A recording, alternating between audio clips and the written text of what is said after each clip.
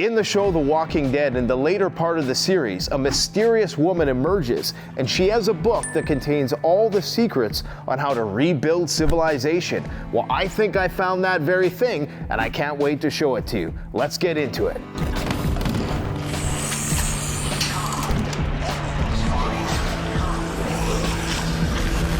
All right, guys, so I came across an item recently that completely exceeded my expectations. I was very surprised by the quality and the depth of information in this book. It takes a lot to impress me with a book. I've seen pretty much every prepping book, but I've never seen anything like this. This is different. It's called The Ultimate Guide to Rebuilding Civilization, and it's a reference guide for pretty much everything you could possibly imagine. There's pages in here where they talk about how to make penicillin, and they walk you through the steps of how you can use mold to make penicillin, and how to make gunpowder out of saltpeter, and just different things like that, that even if they're only providing you a cursory understanding, it still could be potentially useful. I think that this is, number one, a great gift. It's also a great dip-in reference guide, and indeed, it is a compendium of human knowledge which could potentially prove useful in an SHTF situation. So I just want to show you a bit of this book today, and you can be the judge. In addition to having an exceptional amount of detail in the book, there is also some really incredible psychedelic artwork. Whoever made this book, it must have taken them a long time. So they start off, obviously, where human civilization starts off, which is the creation of fire. They summarize the general principles of how to make a fire using friction fire. They talk about softwood, hardwood, how to create an ember, that sort of thing. So all the basic stuff, but as you can see, like just the level of detail in the artwork, it's like Where's Waldo level of detail on every single page with a bit of magic mushrooms in there. So here we get into how to find water. This is very general information. It shows you, for instance, where you might find drinking water, how far from the ocean you might have to go underground if you're going to dig a well. It talks about edible and inedible plants. Now, obviously, the principles here are very broad. So this is not going to be specific to your region. You're going to want to get a specific edible plants guide for your region. Go and check out my video on preparedness, literature, and books, and that should give you some ideas as to where you can find those types of books. But it gives you a broad overview of what you might need to look for. Here we go into how to make rope out of various natural materials.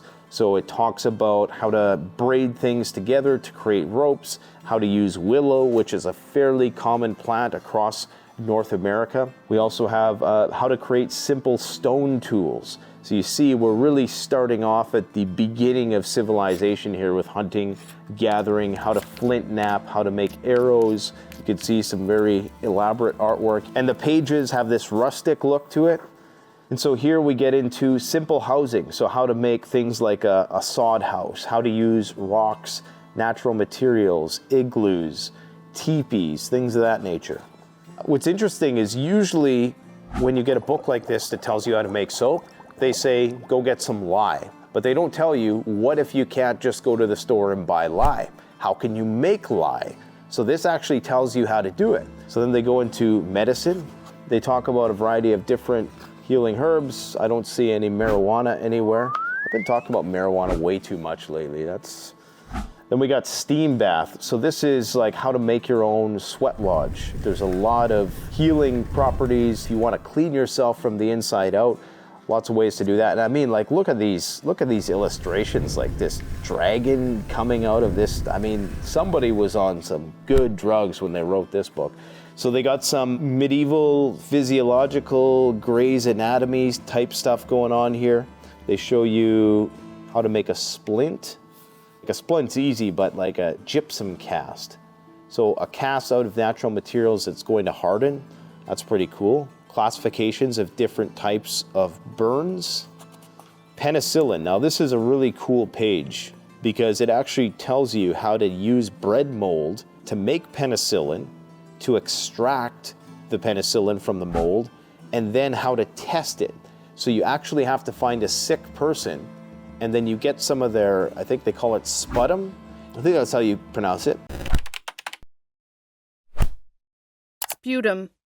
You put that in a petri dish with your penicillin that you've created from your bread mold, and if it turns a certain color, then it works, and if it doesn't, then it doesn't work.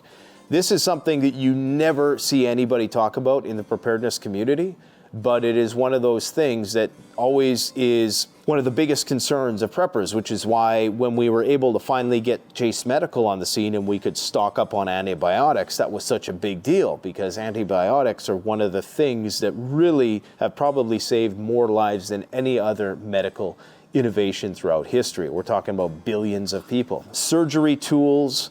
It's almost like this book was written by aliens. If you came across this book in SHDF, I mean, this would be a godsend. So it even shows you how to do like a primitive blood transfusion. Of course, you should know your blood type. Dentistry. Okay, now this is pretty neat too, because it even shows you how to create laughing gas. So the raw materials that you need for an anesthetic, they've really thought of everything here, because of course dental pain is the worst kind of pain next to childbirth. I think it goes childbirth, dental pain. So you need anesthetics.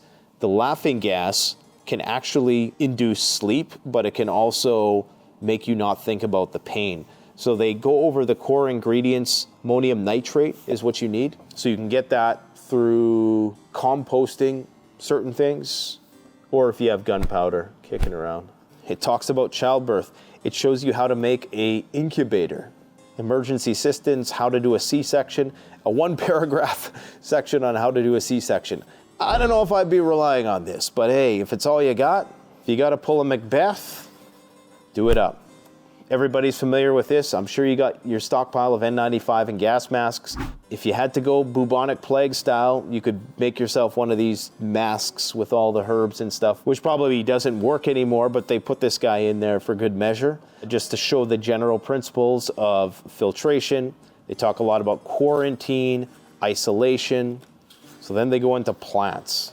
They show you the main things that you should be looking at when it comes to an edible plant. So certain plants have various characteristics that are going to make them more likely to be toxic, and that's what it talks about. Now this is where things get really psychedelic, fear and loathing in Las Vegas level of psychedelic.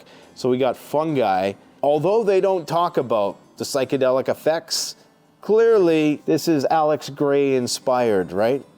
Next, they got staple crops. This is very important. A lot of people go and they buy their fancy survival seeds, forgetting that a lot of those are not calorie dense. So they talk about what you're gonna need: wheat, corn, chickpeas, oats, lentils, barley.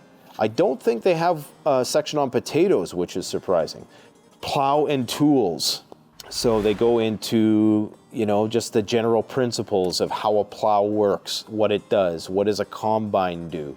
So how to make alcohol. They have another section just on alcohol, but they're actually talking here about the type of rain that is required in order to get a certain acidity in the fruit that then will make the best wine.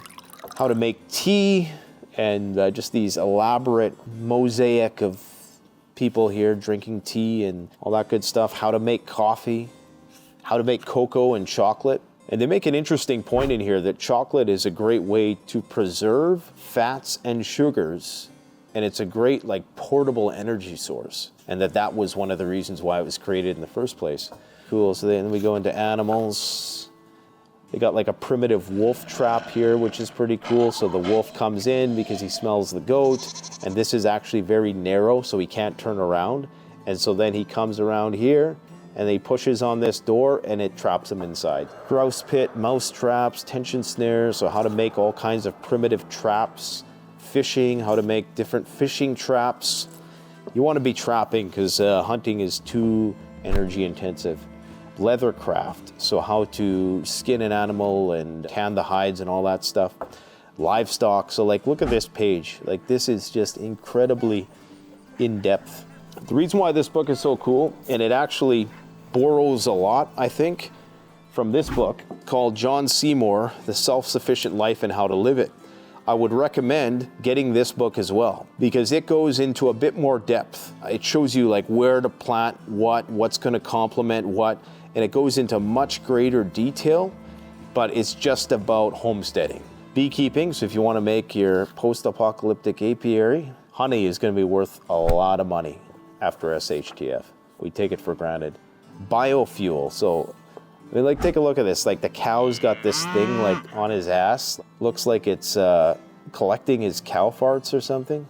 So they show you how to make biodiesel, sugar, how to make sugar, how to extract sugar from different types of fruits and refine it. Curds and cheese.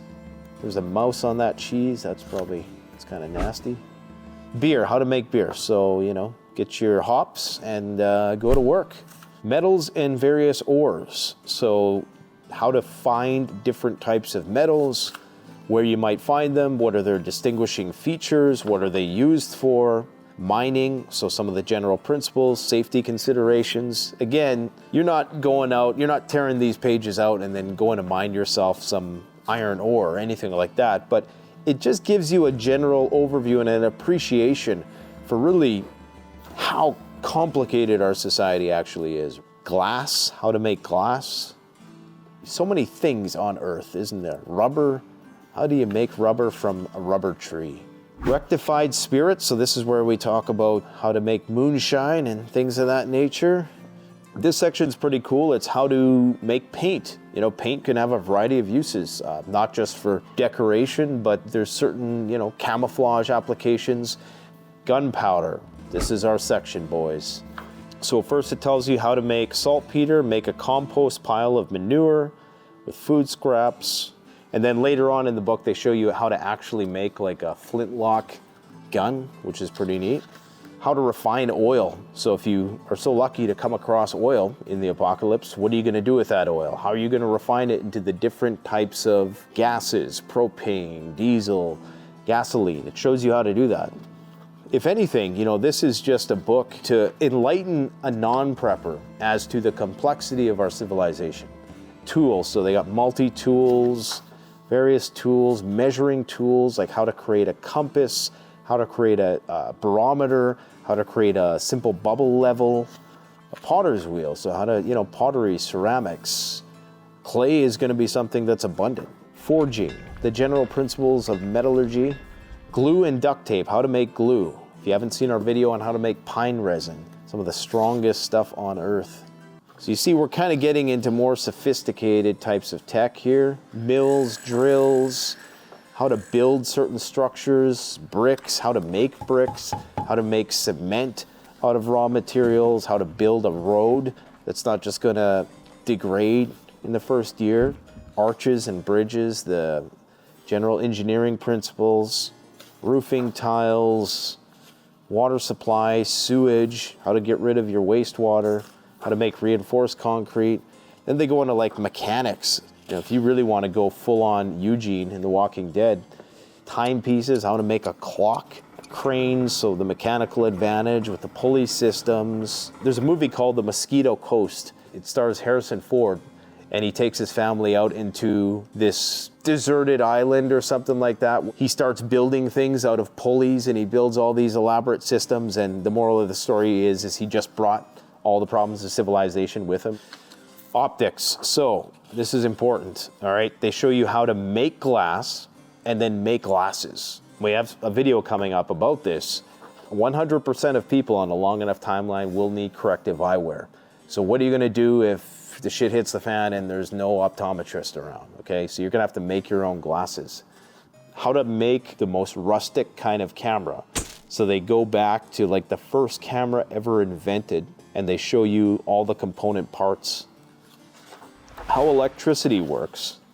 How a battery works, okay? So how to make a simple battery out of natural materials. Like, how cool is that?